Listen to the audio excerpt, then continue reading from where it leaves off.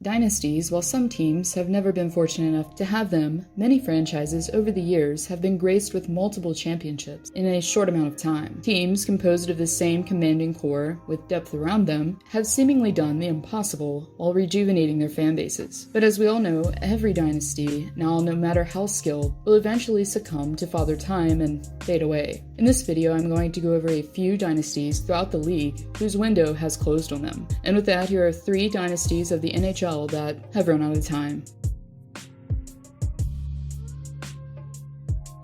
After capturing the Stanley Cup in 1961, the fan base would see a massive drought for decades to come. Following a devastating loss against the Pittsburgh Penguins in 1991, the Blackhawks would go nearly 2 decades before they would see a round 4 again, as the late 90s and 2000s eras were riddled with multiple back-to-back seasons in which the Hawks failed to make a postseason entry. This, of course, granted them a series of high-end draft selections, including Brent Seabrook, who was selected 14th overall in 2003, Jonathan Toews, who went 3rd overall in 2006, and the first overall selection a year later in Patrick Kane. Along with a duo of picks taken in the 2nd round in Duncan Keith and Corey Crawford, the core was constructed, a core that would dominate the Central for seasons to come. After losing to a highly skilled team in their own right, at the time in Detroit in the conference finals, the Hawks would return not only to take the division title, but to capture their first championship in nearly 50 years, in 2010. But unlike many teams, the Hawks weren't done taking the Stanley Cup for their own in the decade. After finishing first yet again in the Central Division, the team would win their 2nd in 3 years in 2013. And in 2015, the Blackhawks cemented themselves as the team of the decade, while delivering the Windy City its 3rd championship in 5 years. But after multiple first-round exits and failing to make it to the playoffs, Chicago had notably fallen from grace. Recently losing at the hands of the Golden Knights 4-1, the team that had once been the one to beat is now struggling to remain competitive. One major contributor that is what will be a very common theme in this one is loyalty. After bringing such success to their organization, its core players in Kane, Toews, Keith, Seabrook, and Crawford were all given significant pay raises. And even though Crawford's contract is set to expire shortly, it still leaves Chicago with roughly 40% of its available cap space tied up in the series of players that once delivered and composed such a dynasty in Chi-Town. With core aging and limited cap space, it's only fair to speculate that they've worn out their welcome with Lord Stanley.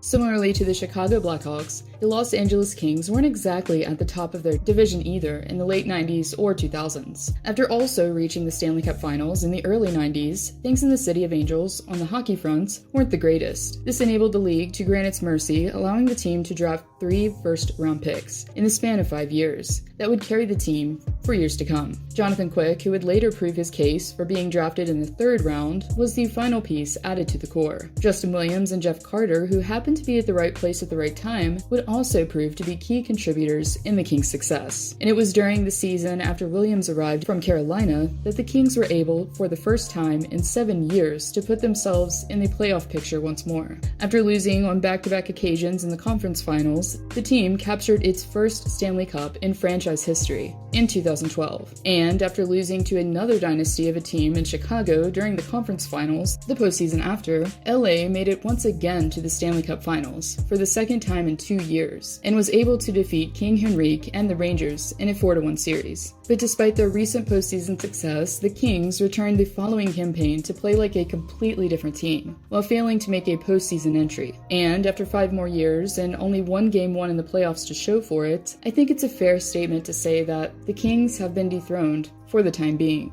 Los Angeles is currently in a similar predicament as the Blackhawks, with much of their cap space still locked up in their aging core.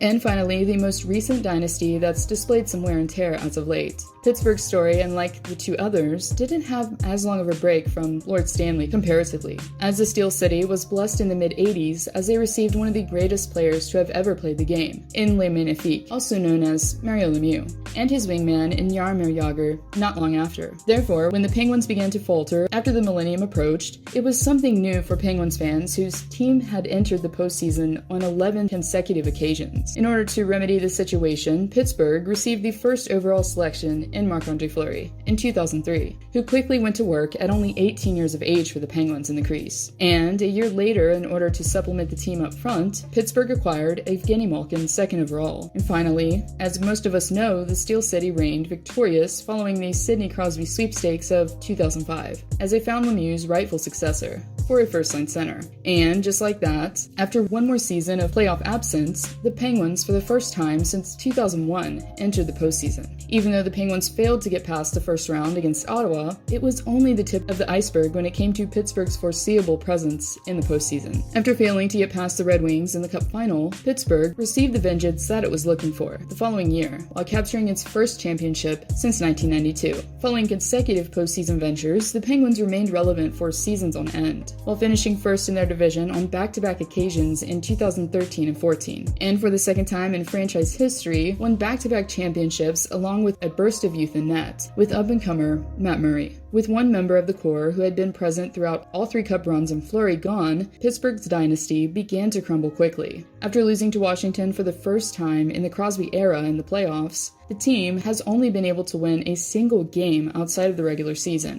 With the horrific sweep sustained at the hands of the New York Islanders and the embarrassing performance against the 12th seed team in Montreal, Sidney Crosby, after losing the series on his birthday, recognized that the window for the Pens is quickly closing, saying, "With age, it's a possibility."